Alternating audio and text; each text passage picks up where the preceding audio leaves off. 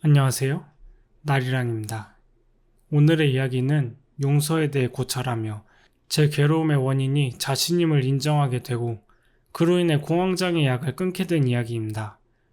군 전역 후 주말에 편의점 알바를 제외하면 모든 시간을 휴대폰만 했습니다. 그야말로 폐인의 삶을 살며 아무것도 안 하는 듯 보였고 또 그게 맞긴 하지만 제 머릿속은 사실 복잡했습니다. 계속 떠오르는 뉴질랜드에서 겪었던 일들과 그 사건들에서 만난 인연들에 대한 분노가 자꾸만 올라왔기 때문입니다. 휴대폰만 계속한 이유 또한 그 생각들을 지워버리고 마주하고 싶지 않아서였지만 그렇다고 피해지는 것이 아니었기에 휴대폰을 하면서도 그런 생각이 제 머릿속을 채웠습니다. 그러다 얼마 전 형과 단둘이 곱창을 먹었던 때가 생각났습니다. 형은 고등학생 때까지 저를 때린 것에 대한 반성의 태도가 전혀 없었기에 먼저 사과를 했다는 것 자체가 굉장히 놀랐습니다만 저한테는 그게 중요한 게 아니었습니다. 제가 신경 쓰였던 건 용서한다고 말했음에도 불구하고 형이 그 용서를 받지 않았다는 것. 아니, 당사자가 용서하겠다고 말했는데 왜 가해자가 자긴 용서를 못 받는다고 하는지 이해가 가지 않았습니다. 예전에 방송에서 어떤 학교폭력 가해자가 자신의 잘못에 대한 용서를 구하기 위해 자기가 잘못을 저질렀던 사람들을 찾아가 사과하는 것을 본 적이 있습니다. 물론 피해자들은 그 사람을 용서하지 않았고 다시는 오지 말라며 화를 내거나 하였습니다. 그 말을 들은 가해자는 혼자 있는 장소에서 왜 자기가 사과를 하는데 받아주지 않는지 모르겠다며 화가 난다고 했습니다. 그 당시에는 그걸 보며 저 양심 없는 놈, 자기가 저지른 짓은 생각 안 하고 과거에 있었던 일에 대해 용서한다는 말을 듣는 것으로 잘못을 완전히 잊으려고 하는 거 아니야? 저건 잘못을 반성하는 게 아니라 회피지. 이런 생각을 한 적이 있었습니다. 그 방송을 보고 저는 저게 가해자들의 기본적인 마인드라 생각했습니다. 가해자는 피해자의 고통을 모르기에 지가 뭘 했는지도 모르고 때문에 반성이란 걸 할 생각조차 못한다. 이런 생각을 하게 된 건 그 방송 때문만이 아닌 그동안 형이 한 말과 태도를 보았을 때 그런 것을 느꼈기 때문에 그런 관념이 굳어진 것이었습니다. 하지만 제 예상이 빗나갔습니다. 형은 진심으로 반성하는 듯 했습니다.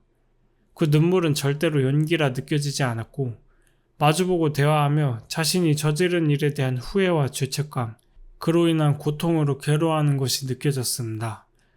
저는 그것이 믿기지 않아 진짜인지 확인하고 싶어 과거에 봤던 영상이 생각나 그런 말을 했던 것 같습니다. 난 이제 용서했어. 그러면 안 되지만 본심을 확인하고 싶어 저도 모르게 미끼를 던지게 되었습니다.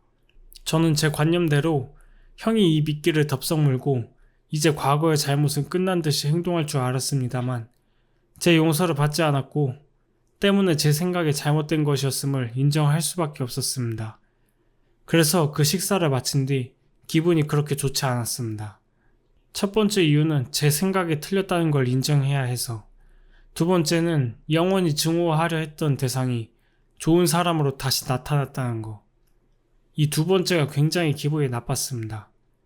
나는 지금 나락을 걷는데 내가 미워하는 사람이 인간적으로 성장해서 더 나은 삶을 살고 있다는 것에 대한 분노, 또 내가 저 사람이 과거에 한 짓을 계속 욕할수록 나만이 과거에 머물러 허우적대는 사람 같은 기분, 그리고 저 사람이 정말 과거의 일에 대해 반성해서 다른 사람이 되었다면 내가 그 사람을 욕해도 되는 것인지, 아니면 이제는 그때와는 다른 사람이기에 내 욕이 정당화될 수 없는 건지 딜레마에 빠지게 되었습니다.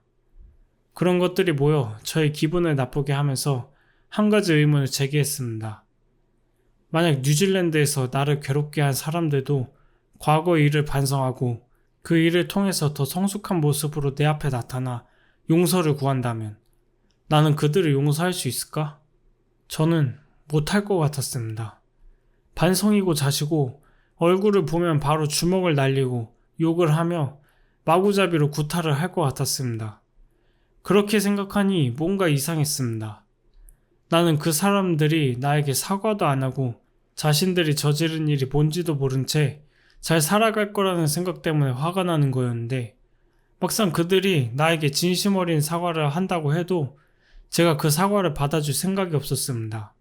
그러면 제 분노는 탈출구 없이 계속해서 쳇바퀴를 굴릴 수밖에 없는 노릇이었습니다.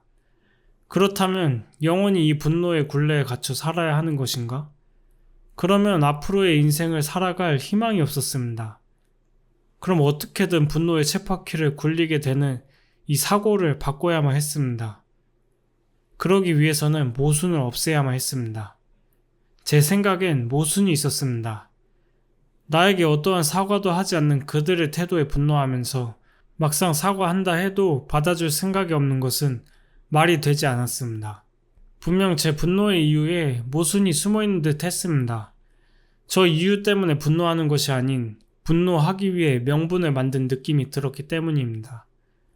뭔가 머릿속이 혼란스러웠습니다. 단기간에 내가 믿어왔던 것들을 떨쳐내야 하는 상황이 제 에너지를 많이 잡아먹었습니다.